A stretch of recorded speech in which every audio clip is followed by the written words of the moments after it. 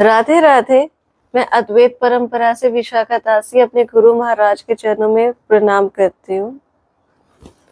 आज हम भगवत गीता का चैप्टर 1 श्लोक 15 पढ़ेंगे और डिस्कस करेंगे। भगवत गीता चैप्टर 1 कुरुक्षेत्र के युद्ध स्थल में सैन्य निरीक्षण। श्लोक 15। पांचजन्यम ऋषिकेशो देवदत्तं धनंजयः पौंड्रम दत्तमो महाशंखम भीम कर्मवृकोदरः। भगवान कृष्ण ने अपना पांचजन्य शंख बजाया।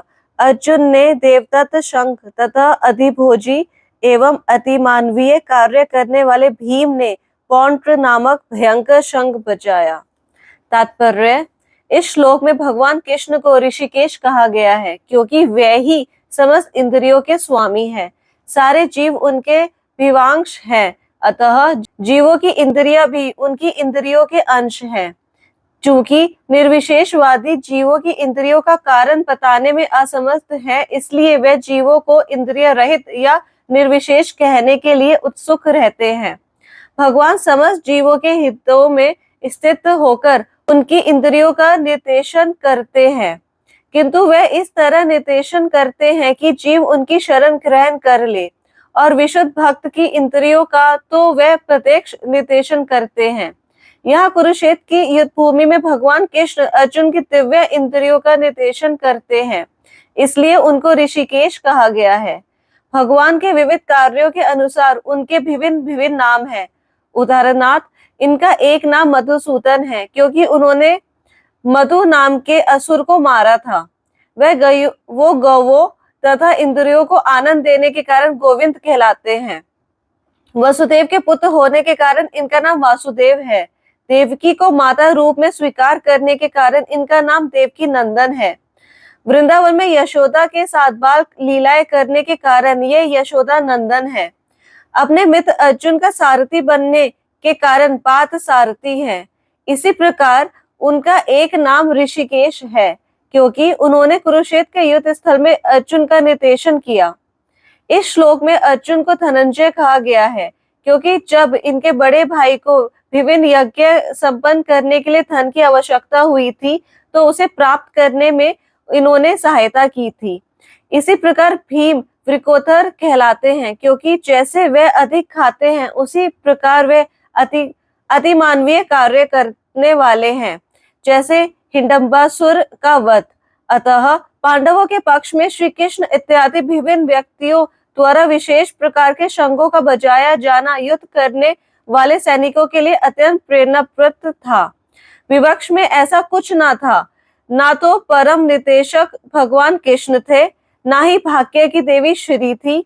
अतः युद्ध में उनकी पराजय पूर्ण निश्चित थी। शंखों की ध्वनि मानो यही संदेश दे रही थी। तो यहाँ पे कृष्णा ने अपना पांचजन्य शंख बजाया। कृष्णा को यहाँ पे ऋषिकेश कहा गया है। तो ऋषिकेश का मतलब क्या होता है? ऋषि केश, ऋषि का मतलब मास्टर, केश का मतलब इंद्रिय। जो इंद्रियों के स्वामी हैं, जो he who is the master of senses, उनको ऋषिकेश कहा जाता है। तो कृष्णा कौन है? Krishna is the master of senses, he is the owner of senses. जो हमारी इंद्रिय है उनके स्वामी है वो। तो कृष्णा पांडवों की साइड है।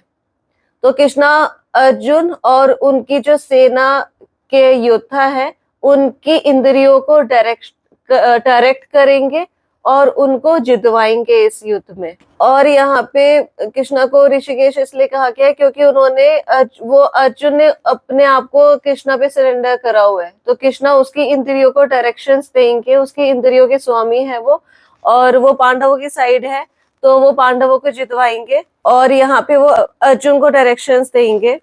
तो जैसे कि हम क्वेश्चन पूछते हैं कि अच्छा, अगर कृष्णा इंद्रियों के स्वामी और कृष्णा इंद्रियों को डायरेक्शंस देते हैं और वो इंद्रियों को चलाते हैं, वो ओनर है, वो मास्टर है इंद्रियों के, तो ऐसा क्यों होता है कि गलत काम कोई कर रहा होता है उसको क्या कृष्णा बोलते हैं कि चलो ये गलत काम करो? या कृष्णा उसको गलत काम क्यों करने देते हैं? फिर भगवान क्यों है उसकी इंद्रियों को कंट्रोल में नहीं रखते? तो भगवान उसकी ही इंद्रियों को डायरेक्शंस देते हैं according to level of surrender. जितना भक्त सरेंडर के लेवल पे है उतनी ही उसको डायरेक्शंस दी जाती है, क्योंकि भगवान कभी भी फोर्सफुल किसी से कोई काम नहीं करवाते, वो कभी इंटरफेयर नहीं करते हमारे कर्मास में। जो हमारे कर्मास होते हैं, जो हम कर्म करते हैं, उसमें भगवान का इंटरफेरेंस नहीं होता। मगर जब हम भगवान को सरेंडर करते हैं, उस लेवल के अकॉर्डिंग भगवान हमें डायरेक्शंस देते हैं, उस लेवल के अकॉर्डिंग वो हमारी इंद्रियों को खींच के रखते हैं और हमें गलत पाथ पे नहीं जाने देते और हमें गलत डिसीजंस नहीं लेने देते। जैसे कि हम अपने आसपास देखते हैं कि हमारे भी कितने स्वामी होते हैं, हमारे भी कितने मास्टर्स होते हैं लाइफ में। जैसे कि हम नौकरी करने जाते हैं तो वहां पे बॉस होते हैं। तो जैसे हम किसी ऑफिस में जाते हैं और उनको पता है कि हाँ ये मेरे से जूनियर है, मैं सीनियर, उनमें कितना घमंड होता है। वो हमेशा सोचते हैं कि मैं जूनियर्स की वाट लगाता रहूं, मैं इसको जलील करता रहूं क्योंकि मैं सीनियर हूँ, डोमिनेट करूं मैं अपने जूनियर्स को। तो मगर जो कृष्णा है उनके अंडर तो कोई 3 4 5 6 10 12 जूनियर्स भी नहीं है, उनके तो कितने मतलब कितने अनलिमिटेड सर्वेंट्स हैं। हम सब उनके सर्वेंट्स, हम उनके सब पार्ट एंड पार्सल्स हैं, हम सब उनसे नीचे ही पोजीशन पे है। फिर भी भगवान हमें ना डोमिनेट करते, ना हमारे से कुछ फोर्सफुल करवाते, ना हमारे ऊपर ऐसे डंडा लेके रखते। तो ये जो टुच्चे मुच्चे से बॉस हमारे आसपास होते हैं, वो अपने आप को बहुत समझ रहे होते हैं कि मास्टर है, हम स्वामी हैं इन लोगों के। तो वो तो वो धूल के समान होते हैं कि एक तुम फूंक मारी और धूल उड़ गई।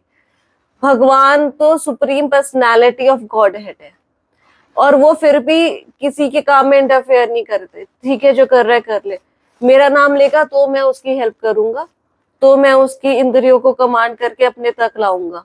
तो कृष्णा सिर्फ हमारे इंद्रियों के स्वामी नहीं होते, वो हमारे इंद्रियों के साथ हमारे शरीर के भी स्वामी है, वो हमारी सांस के भी स्वामी है, जो हम ब्रेथ लेते हैं उसके भी वो स्वामी है। और ऐसे जैसे वो हम मतलब हमारी एक जो भी हम एक एक ब्रेथ ले रहे हैं उसको भी वो कंट्रोल कर रहे हैं, वो हमें एक एक सांस भी दे रहे हैं। अच्छा, ऐसा नहीं है कि जैसे भगवान ये सोचे कि अच्छा आज इसने मेरी एक माला कम करी है, इसकी सांस रोक दो, मार दो इसको, चल मर जा, तो आज तूने मेरा आज नाम कम लिया है, मर जा अब तू, मैं इसको सांस नहीं दूंगा, मैं इसको एयर नहीं दूंगा, ये सांस नहीं ले पाएगा। तो कृष्णा वो वैसे स्वामी नहीं है। Krishna is the sweetest master, वो बहुत अच्छे स्वामी है। वो पेशेंटली हमारा वेट करते हैं, मगर हमें कभी ऐसी फोर्सफुली कुछ काम करने को नहीं बोलते। जबकि कृष्णा तो इतने पावरफुल है, ही is the supreme truest friend, हमारे सबसे अच्छे मित्र है, हमारे सबसे अच्छे फ्रेंड है वो। और वो रियल सेंस में मास्टर है, वो रियल सेंस में स्वामी है। बाकी तो सब टेम्पररी स्वामीज हैं हमारे आसपास, धूल के समान है, सब उड़ जाएंगे टाइम के साथ। मगर कृष्णा कभी भी फोर्सफुली हमें रूल नहीं करते। कृष्णा के पास भी इंद्रियां हैं, हमारे पास भी इंद्रियां हैं। डिफरेंस क्या होता है, जो कृष्णा की इंद्रियां है वो डिवाइन है और जो हमारी इंद्रियां है वो भौतिक है, मटेरियल है। जैसे कि महाभारत के युद्ध में कृष्णा ने एक वचन लिया था कि मैं युद्ध में कोई शस्त्र नहीं उठाऊंगा, तो उनके पास कोई शस्त्र नहीं था, वो तो अपना रथ चला रहे थे।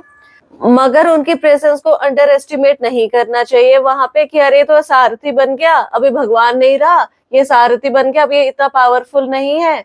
भगवान ने वो रथ चलाते चलाते पूरी महाभारत का युद्ध पांडवों को जितवा दिया, क्योंकि वो ऋषिकेश है रियल सेंस में, वो स्वामी है, वो मास्टर है, उनकी पोजीशन कभी नीचे नहीं हो सकती। उनके पास कोई वेपन नहीं था, कोई शस्त्र अस्त्र नहीं थे, फिर भी बैठे बैठे उन्होंने पूरा महाभारत का युद्ध जितवा दिया पांडवों को। यहाँ पे अर्जुन को धनंजय भी कहा गया है।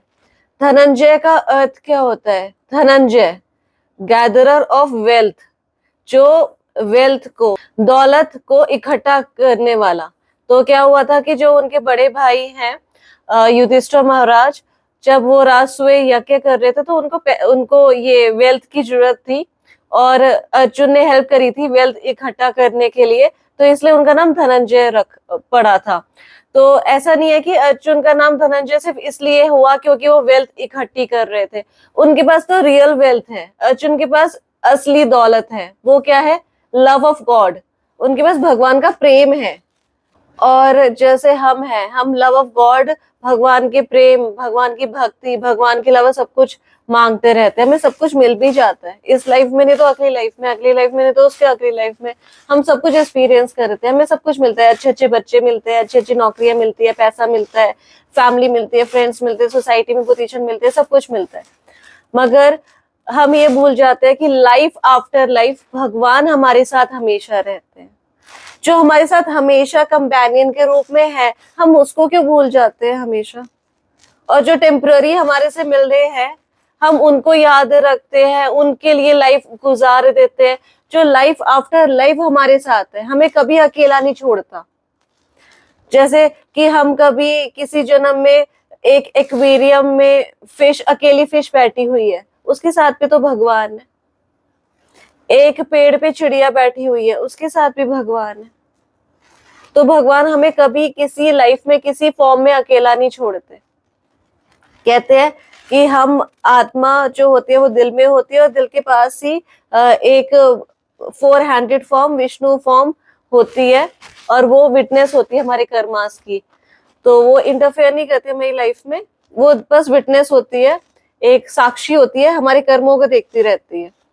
तो हम इस लाइफ, जब हम बॉडीज चेंज करते हैं, हमें कोई और दूसरा जन्म मिलता है और बॉडी मिलती है, हमें दूसरा शरीर मिलता है, हमें किसी का भी मिले, जानवर का, पक्षी का, पेड़ का, पौधों का, एक्वेटिक्स का, इंसान का, तो वो विष्णु फॉर्म भी हमारे साथ उसी बॉडी में चली जाती है और वो वहां पे साक्षी होती है। तो ऐसा नहीं है कि हमें इंसान की फॉर्म मिले तो विष्णु भी हमारे साथ यहाँ पे आके बैठ गए और साक्षी हैं। फिर बोला जाए अरे इनके तो इनके कर्म अच्छे नहीं थे, चलो इसको ना एक पिग की बॉडी देते, एक सुअर की बॉडी दे देते हैं।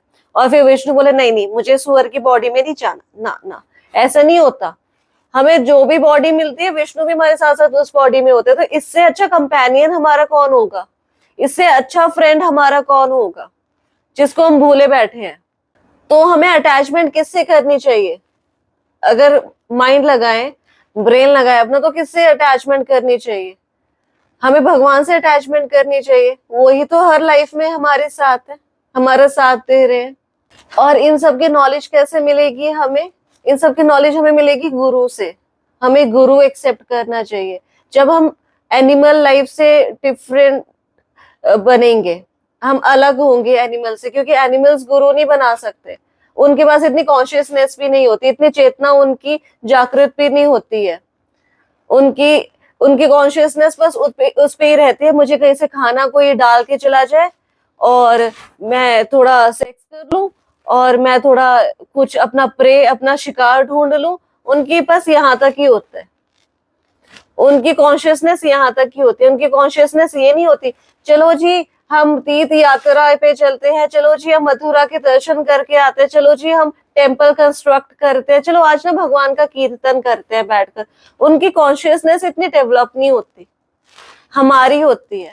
हमारे माइंड में क्वेश्चन आ सकता है कि हम कौन है, क्यों हम बार बार जन्म मृत्यु ले रहे हैं, क्यों मुझे पैदा करा जा रहा है, क्यों मुझे मारा जा रहा है, क्यों? फिर हमें गुरु चाहिए होते हैं, क्योंकि गुरु ही हमें बताएंगे कि क्या सोल्यूशन है इन सब सफरिंग्स का। तो गुरु की क्वालिटीज भी हमें देखनी चाहिए। बार बार हम क्यों इन चीज पे फोकस कर रहे हैं? ताकि ये जन्म वेस्ट ना हो। इसलिए गुरु बनाना is mandatory, Guru banana is important. बिना गुरु के गति नहीं होती है। गुरु भगवान का रिप्रेजेंटेटिव होते हैं। भगवान नहीं आते हमारे सामने, गुरु को भेजते हैं। जो गुरु बोलते हैं ये समझो भगवान ही हमारे से वो बात करना चाह रहे हैं, इसलिए ताकि हम उनके पास जल्दी से जल्दी पहुंच सके। तो गुरु की क्वालिटीज भी देखते हैं। गुरु की एक क्वालिटी क्या है कि उनको परंपरा में होना चाहिए। गुरु शिष्य परंपरा में होना चाहिए, ऑथेंटिक परंपरा में होना चाहिए। ऐसा नहीं था कि चलो मेरा मन करा मैं गुरु बन गई। तो पहले ये भी तो देखो कि इनके गुरु कौन है, उनके गुरु कौन है, उनके गुरु कौन है, कौन सी परंपरा से आ रहे। जैसे कहा जाता है कि ब्रह्मा है, ब्रह्मा के शिष्य नारद मुनि, नारद मुनि के शिष्य वेद व्यास, वेद व्यास के शिष्य सुखदेव महाराज, सुखदेव महाराज के शिष्य सुखदेव महाराज। फिर ऐसे ऐसे करके ये एक परंपरा है। कि हाँ मेरे गुरु अच्छा इस परंपरा में, तो ये एक परंपरा है। जैसे हम कहते हैं कि हम अद्वैत परंपरा से, तो परंपरा ऑथेंटिक है। ऑथेंटिक परंपरा में आपके गुरु होने चाहिए। ऐसा नहीं है जैसे हम सुनते हैं ना कि कोई कहता है कि अरे एक बार क्या हुआ था, मेरे गुरु सो के उठे और उनकी एकदम ना व्हाइट हेयर हो गए, व्हाइट दाढ़ी हो गई, और उनपे उनके अंदर ज्ञान आ गया और वो जगत गुरु हो गए। तो ऐसा नहीं होता। रियल गुरु परंपरा में होते हैं। गुरु डिसाइप्लिक परंपरा होती है। देखना चाहिए वो परंपरा में, ऑथेंटिक परंपरा में है या नहीं है। और गुरु की सेकंड क्वालिटी क्या है कि वो भगवान की सेवा में लगे रहे। उनका जो, उनको पता है कि ये लाइफ जो मिली है बहुत शॉर्ट टर्म के लिए मिली है और यही लाइफ है ऑल इन ऑल, उसके बाद नहीं पता क्या होगा। तो वो अपना एक भी पल वेस्ट नहीं करते। उनका कुछ देखने का मन करता है, वो भगवान के अर्चा विग्रह को देखते हैं। उनका कुछ खाने का मन करता है, वो भगवान को अच्छा अच्छा भोग बना के फिर उस प्रसाद को पान करते हैं। उनका कुछ सुनने का मन करता है तो भगवान की कथाएं सुनते हैं। उनका कुछ सूंघने का मन करता है तो भगवान के चरणों में जो तुलसी पत्ता है उनको सूंघते हैं। उनका कुछ चलने का मन करता है तो भगवान के टेम्पल जाते हैं, परिक्रमा करते हैं, यात्राएं करते हैं। तो गुरु हमेशा भगवान की सेवा में लगे रहते हैं। जैसे एक अभी थोड़े साल पहले सुनाई दिया था कि एक वृंदावन में गुरु जी थे और वहां उनके बड़े अच्छे अच्छे डिसाइपल्स शिष्य भी थे। और जैसे जब भी कोई उनसे मिलने जाते थे, दिल्ली मुंबई या कहीं के भी डिसाइपल्स, तो उनके जो चेहरे चिमटारे होते हैं उनसे पूछते थे गुरु जी क्या कर रहे हैं, गुरु जी कहाँ हैं। तो वो कहते थे गुरु जी अपना कमरे में ध्यान कर रहे हैं। अच्छा, देखो हमारे गुरु जी कितने महान है, ध्यान में लगे रहते हैं। फिर आते थे, गुरु जी क्या कर रहे हैं, गुरु जी अपना ध्यान कर रहे हैं। तो एक बार एक आए थे दूर से, वो कहते यार जब भी मैं आता हूँ गुरु जी ध्यान ही कर रहे होते हैं, कभी मिलने का अवसर ही नहीं होता, आज मैं देख ही लेता हूँ कैसा ध्यान है। तो एकदम किसी को बिना पता है चुपके चुपके अपना कमरा खोल दिया, कमरे में गए, उन्होंने देखा गुरु जी तो टीवी देख रहे हैं। तो ये क्या है। तो जो रियल गुरु होते हैं वो भगवान की सेवा में ही लगे रहते हैं, अपना टाइम वेस्ट नहीं करते इन सब में। और गुरु की थर्ड क्वालिटी क्या होती है कि जो गुरु होते हैं उनको शास्त्रों की नॉलेज होती है, उनको ज्ञान होता है शास्त्रों का। हमारे पास 4 वेदास, 108 पुराण और उपनिषद हैं। उनका सार क्या है, इन सब का टाइम नहीं है पढ़ने का, तो इनका सार क्या होता है। इनका सार है श्रीमद् भागवतम। श्रीमद् भागवतम पढ़ लो तो आपने सब कुछ पढ़ लिया। और श्रीमद् भागवतम का सार क्या है, श्रीमद् भागवतम का सार है to know that Krishna is the supreme personality of Godhead. Shrimad Bhagavatam का सार है ये जानना कि जो श्री कृष्ण भगवान है वो परम ईश्वर है, वो परम भगवान है, वो सुप्रीम पर्सनालिटी है। जैसे कि जो इस्कॉन के फाउंडर है श्रीला प्रभुपाद, वो एक बार अब्रॉड में थे, एक गुरुकुल में थे, वो अपने इस्कॉन के गुरुकुल में थे और वहां पे उनसे कोई मिलने आए, तो बाहर से कोई, तो उन्होंने वो पापर उनसे क्वेश्चंस पूछ रहे थे, Prabhupada who is God, what is God, we have never seen God, क्या है गॉड, ये वो करके। तो प्रभुपाद ने वहां पे उस टाइम पे प्ले टाइम हो रहा था, लंच टाइम हो रहा था गुरुकुल में, तो बच्चे खेल रहे थे। तो एक छोटे से बच्चे को बुलाया, प्रभुपाद ने बोला यू कम हेयर। तो बच्चा आया, तो बच्चे से बोला हु इज गॉड। तो बच्चा खेलते खेलते आया और बच्चे ने बोला कृष्णा इज गॉड, और कह के चला गया, फिर खेलने लग गया। तो प्रभुपाद ने बोला सी, छोटे बच्चे को बताया कि भगवान कौन है, भगवान कृष्णा है, इसमें क्या इतना कॉम्प्लिकेटेड है, हम क्यों इतना कॉम्प्लिकेटेड बना देते हैं चीजों को। भगवान पता नहीं क्या है, सुपर नेचुरल पावर और पता नहीं क्या अकड़म शकड़म करके इतना हम डिफिकल्ट बना देते हैं इस टॉपिक को, जबकि ये टॉपिक कितना इजी है। भक्ति is easy, God is easy, हम क्यों इसको इतना कॉम्प्लिकेटेड करते हैं। जैसे कि श्रीमद् भागवत में बताया जाता है कि जो विष्णु है उनकी नाभि में से, नेवल में से एक स्टेम्प निकली और उसमें से ब्रह्मा निकले। ब्रह्मा जी जिन्होंने सृष्टि, जो सृष्टि के रचयिता है, तो ब्रह्मा निकले और ब्रह्मा को सब कुछ अंधेरा नजर आया अपने आसपास। तो उनको नहीं पता चला कि मुझे क्यों बनाया गया है, मुझे क्यों जन्म मिला है, मैं क्या करूं, सब अंधेरा उनके आसपास। तो उनको आवाज आई, तप तप तप। तो उन्होंने तप करना स्टार्ट किया, तपस्या करी, बहुत काफी टाइम तक तपस्या करी। और उसके बाद जब तपस्या करी, उनको आत्मज्ञान हुआ। तो उनके जो जब उन्होंने मुंह खोला अपना, उनके जो फर्स्ट शब्द थे वो क्या थे? ब्रह्म संहिता में कहा गया है, उनके फर्स्ट वर्ड्स क्या थे ब्रह्मा के? कृष्णा परम ईश्वर, सच्चिदानंद विग्रह, अनादिर आदिर गोविंदम, सब कारण कारणम। तो ब्रह्मा ने सबसे पहले, जिन्होंने इतने साल तपस्या करी, और उसके बाद उन्होंने क्या बोला? कृष्णा परम ईश्वर। Krishna is the supreme personality of godhead. परम ईश्वर, ईश्वरों के ईश्वर कौन है? कृष्णा। कृष्णा परम ईश्वर, सच्चिदानंद विग्रह, उनका विग्रह, उनकी बॉडी कैसी है? सच्चित आनंद। हमारी बॉडी 5 तत्वों से बनी होती है, earth, fire, water, ether and air. तो पृथ्वी, जल, आकाश, वायु, अग्नि। तो और भगवान की बॉडी किससे बनी है? भगवान की बॉडी हमारे जैसे नहीं है, पस नहीं होता, उसमें खून नहीं होता भगवान की बॉडी में। भगवान की बॉडी 3 चीजों से बनी है, सत, चित, आनंद। सत मतलब परमानेंट, कृष्णा की बॉडी परमानेंट है, हमारी जैसे नहीं है, मर गए। हमारी बॉडी और आत्मा में डिफरेंस होता है, आत्मा अलग है, बॉडी अलग है। भगवान की बॉडी और आत्मा एक ही है। सत परमानेंट है वो, ऐसा नहीं है कि भगवान बूढ़े हो गए, जैसे हम होते हैं, बच्चे हैं, बच्चे से जवान हुए, जवान से बूढ़े हो गए और मर गए। भगवान हमेशा एक young, youthful, fresh, beautiful boy की तरह होते हैं। वो 16 ईयर्स से ज्यादा की एज उनकी लगती नहीं है कभी। जब वो महाभारत का युद्ध हो रहा था तो कृष्णा 80 प्लस के थे, मोर देन 80 ईयर्स के थे। मगर आप कभी पिक्चर्स देखोगे, भगवत गीता का कवर फोटो देखोगे, तो कृष्णा कितने यंग लग रहे, क्योंकि वो हमेशा यंग ही रहते हैं। उनकी बॉडी में बुढ़ापा नहीं आता, कृष्णा के ऐसे रिंकल्स नहीं आ जाते, वो हमेशा यूथफुल, यंग, फ्रेश रहते हैं। सत, चित्त, चित्त मीन्स ऑल नॉलेजेबल। कृष्णा की बॉडी इज ऑल नॉलेजेबल। जैसे हम कहें हमारे पास बड़ी नॉलेज है, तो हमें पता है दीवार के पीछे क्या हो रहा है, कृष्णा को पता है। तो हमारी नॉलेज कितनी लिमिटेड है।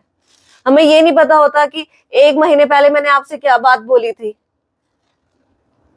2 रात पहले क्या खाना खाया था, उसमें भी हमें दिमाग लगाना पड़ जाएगा, 2 रात पहले क्या खाया था। तो वी आर नॉट नॉलेजेबल, हमारी नॉलेज है मगर लिमिटेड है। Krishna is all knowledgeable. सत, चित, आनंद। कृष्णा की बॉडी आनंद से बनी है, ब्लिस से बनी है। आनंद ढूंढते हैं हम यहाँ वहां, तो कृष्णा की तो बॉडी ही आनंद से बनी हुई है। कृष्णा परम ईश्वर, सच्चिदानंद, अनादिर आदिर गोविंदम। He has no beginning and no end. जैसे हर चीज का बिगनिंग होती है और एंड होता है, भगवान का कोई बिगनिंग भी नहीं है और कोई एंड भी नहीं है। वो थे, वो है, वो रहेंगे, वो नश्वर नहीं है, हम नश्वर है, हमारी बॉडीज नश्वर है। आत्मा तो नश्वर नहीं होती क्योंकि हम उनके ही अंश हैं। कृष्णा की बॉडी कैसी है? कृष्णा की बॉडी इज सच्चित आनंद, अनादिर आदिर गोविंदम। He has no beginning, no end, सब कारण कारणम। He is the cause of all causes. वो सारे कारणों के कारण है। जैसे हम कहते हैं कि देखो जी मेरी ये लाइफ बड़ी अच्छी है, मैं तो इस लाइफ में मुझे बड़े अच्छे पेरेंट्स मिले हैं और उन्होंने मुझे पढ़ाया लिखाया और देखो मुझे इस काबिल बना दिया, आज मैं अच्छी नौकरी पे हूँ, आज मैं अच्छा कमाता हूँ। तो जो आपके पेरेंट्स हैं वो रिमोट कॉज है। आपको ये पेरेंट्स किसने दिए? अच्छे, भगवान ने दिए। तो ये अल्टीमेट कॉज भगवान हुए। तो वो सारे कारणों के कारण है। तो ब्रह्मा ने भी जब स्वीकार कर लिया, ब्रह्मा जैसी पर्सनालिटी ने भी स्वीकार करा हुआ है कि कृष्णा इस परमेश्वर, हमें क्या डिफिकल्टी हो रही है मानने के लिए? क्यों हमारा माइंड चारों दिशाओं में घूम रहा है कि नहीं नहीं ऐसा नहीं वैसा, वैसा नहीं ऐसा, क्यों इतना घूम रहा है? God is so easy to understand, भगवान कितने आसानी से जाने जा सकते हैं, मगर हमारे अंदर कॉम्प्लिकेशंस है। भगवान में कमियां नहीं हो रही, डिवोटीज में कमी नहीं है, हमारे शास्त्रों में कमी नहीं है, कमी हमारे अंदर है कि हम ही नहीं समझ पा रहे। नहीं नहीं, मैंने कोई और फिलॉसफी सुनी थी ना, उसमें तो ऐसा कहा गया था, इसमें ये अपना कह रहे हैं, उसमें वो अपना कह रहे हैं, और हमारा माइंड ऐसे डाउटफुल घूमता रहता है, फिर हम मर जाते हैं, फिर हम कोई कीड़े मकोड़े बन जाते हैं नाली के। शास्त्र किसने लिखे हैं? जो हमारी वेदास है वो भगवान की बॉडी में से निकले हैं, वही पढ़ लो। उसके अगर वो भी टाइम नहीं है तो श्रीमद् भागवतम है, जो वेदास का सार है, वो पढ़ लो, पता चल जाएगा भगवान कौन है। और गुरु की एक मेन क्वालिटी क्या होती है?